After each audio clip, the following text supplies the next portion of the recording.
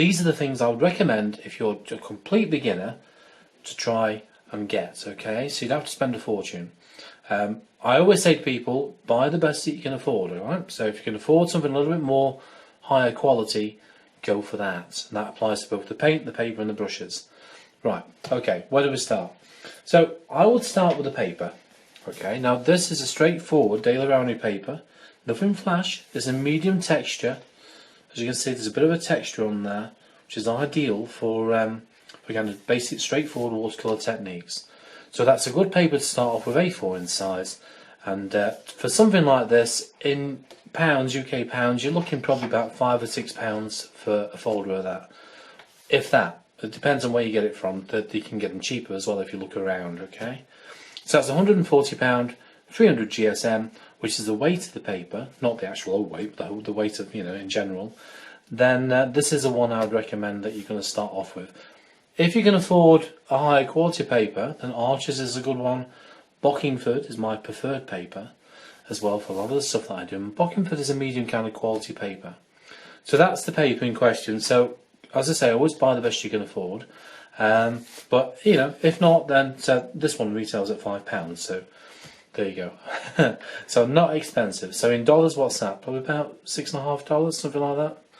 Right. So that's your paper. Paints is the next thing I'm going to show you.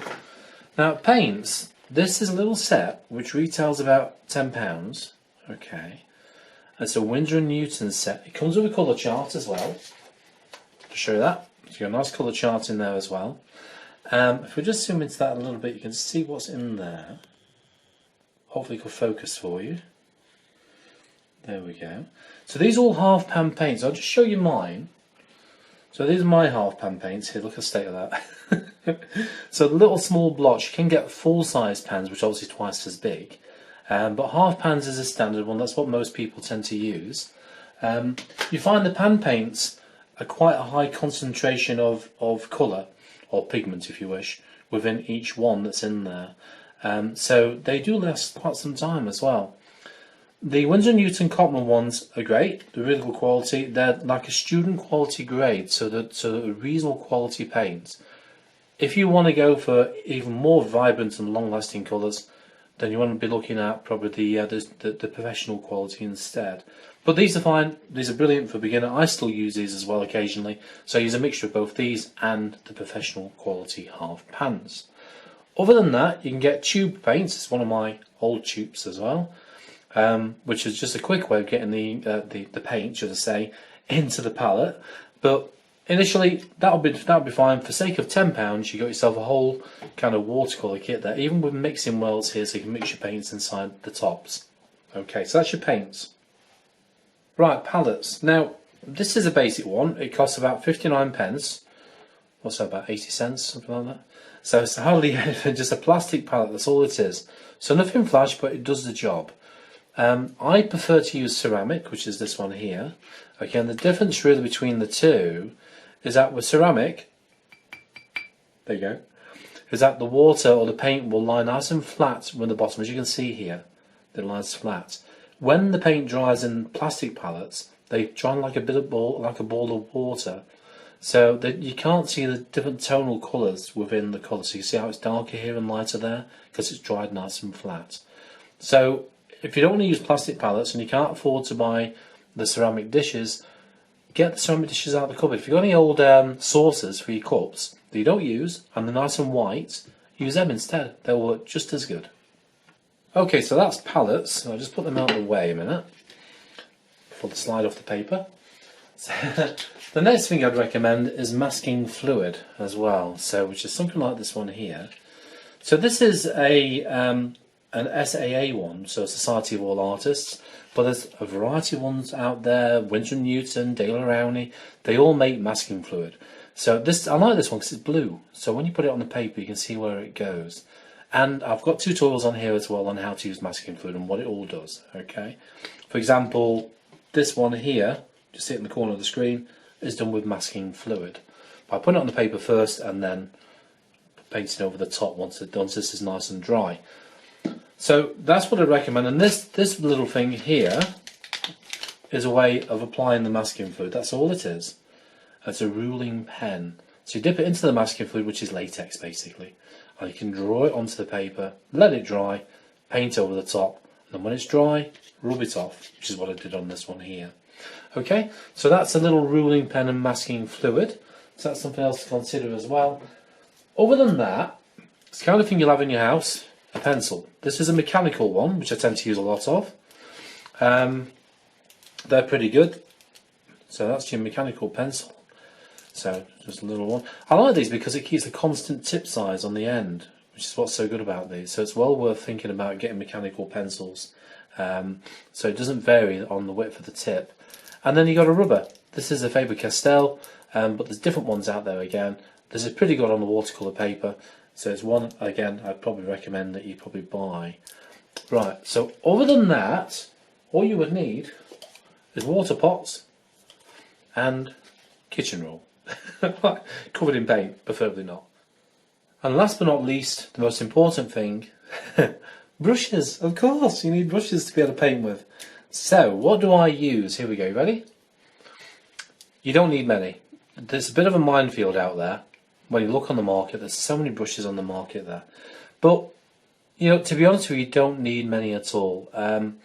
What I would recommend, it depends obviously what kind of painting you want to do as well. If you're working on detail, such as then you'll be looking at a detail brush. We'll start with the smallest. So this particular one, so we can zoom in on this for you a little bit a minute. Have we zoomed in? Can you see me? Just put that there. Right, this particular one is a 2-0, and it's made by Rosemary and Co. So Rosemary and Co. Pointed Round Series 301, 2-0. So that's quite a nice little brush, that one there, and that's one I do use quite a lot as well. The other one is one of these, which is a Cotman. This is a 0, but the one I tend to use a lot of is 00 as well. So I'll put that to one side because we don't need to talk about that one too much. So you're going to look at a small one, like a 2-0, a medium-sized one, like a size 5, and then this is just an old brush which is used for acrylic actually, which I use for mixing the paint in the palette. So it's a very old one. But you see the difference when you look on here, just in the corner of the screen. The detail on that one, the point on that is unbelievable. It's very, very sharp point. So well worth getting a detailed brush, which is your 2-0. So 2-0, a size 5, an old mixing brush as well. Now, the only thing I would recommend additional to that, if you want to go that far, is a very large brush. It's the size of that one compared to my little dinky one, which is this one here. This is a size 18, so it's quite large, as you can see. It's a big one compared to all these little ones I've got in my hand. But this is ideal if you're doing a larger painting, you want to do a background wash. So you've got to wet the paper and you've got to put the colour on there as quickly as possible before it dries. This one is ideal for that purpose, okay? This is very old. I use it all the time for backgrounds, and well, I mean, it doesn't even keep a good tip on it anymore, but it still does the job. So that's it. That is what you would need for your equipment. So I'll put it all together for you now so you can see exactly what I'm talking about in one go. Right, so that's the whole kit together, as you can see. So this is basically it. The beauty about watercolour is that you don't need a lot of space to be able to do a painting. So just a kitchen table normally suffices as long as you've got a reasonable light there nearby. Like natural light from a window is ideal.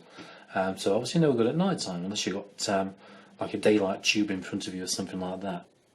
I think what's also handy with this as well, the paints come with a chart, so you've got your colours in there as well.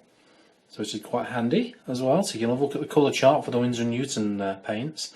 So there you go. That'll give you some ideas what you can buy and the kind of rough cost it's going to cost you, about £45. What's that, about $55, $60, something like that, for all the kit that you need to be able to start painting for the first time.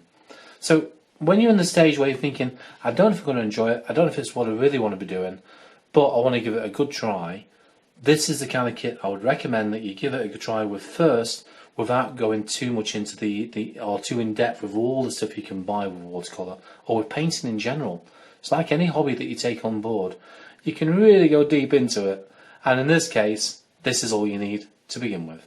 So I hope you enjoyed that. Remember to share down the bottom, okay? And also, if you don't mind, please subscribe as well. And we'll talk to you again very soon. Bye bye for now.